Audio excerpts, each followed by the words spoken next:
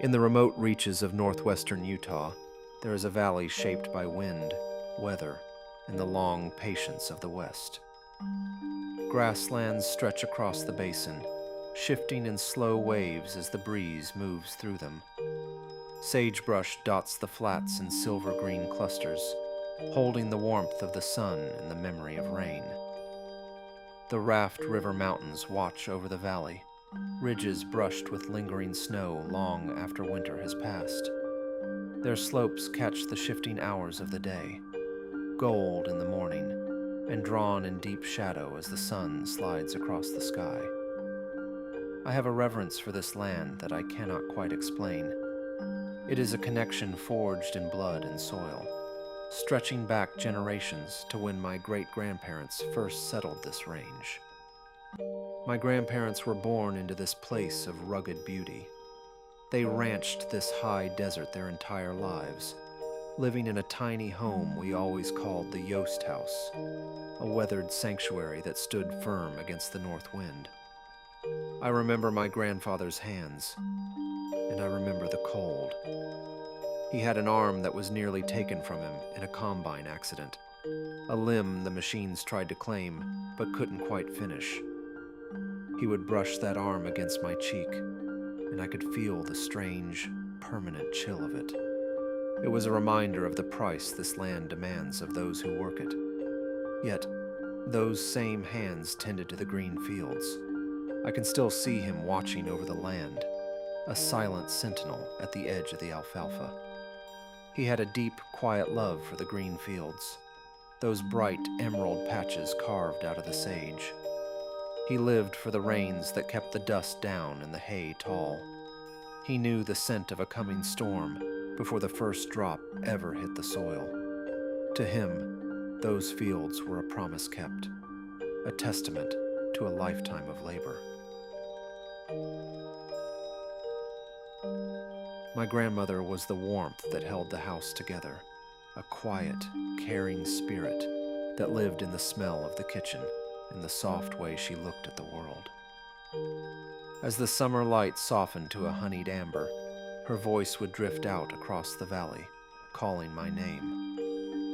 It was a sound that traveled over the sagebrush and through the willows, calling me home from my wandering. No matter how far I traveled, that call assured me they were still there, waiting. It still echoes in the quiet hours of my mind. I remember the freedom of my childhood summers there. To a boy, the world felt infinite. I spent those long, hot days with my cousins, exploring every rock and hidden hillside until we knew the terrain by heart.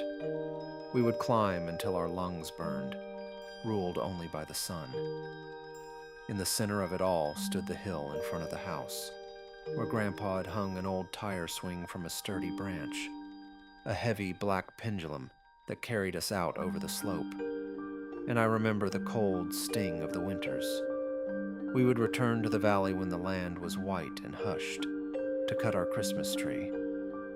We'd spend the afternoons sledding down those same hillsides, the air biting at our lungs as we flew over the crust of the snow.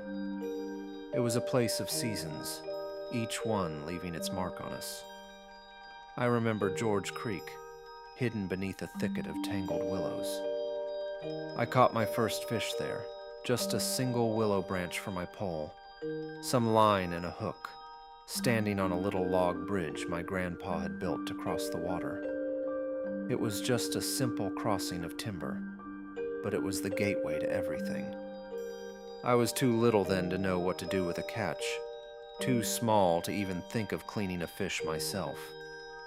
I would bring them back to the house, and my grandmother would take them into that tiny kitchen. She'd clean them and cook them in that effortless way she had, the way she was able to take anything the land gave and make it taste amazing. It was a magic born of a lifetime of keeping a home in the middle of nowhere. The old homes still stand in the valley, their gray wood surrendering slowly to the elements. They are the only monuments we have to a life of unwavering resolve. There is a stillness in Yost that sits deeper than quiet.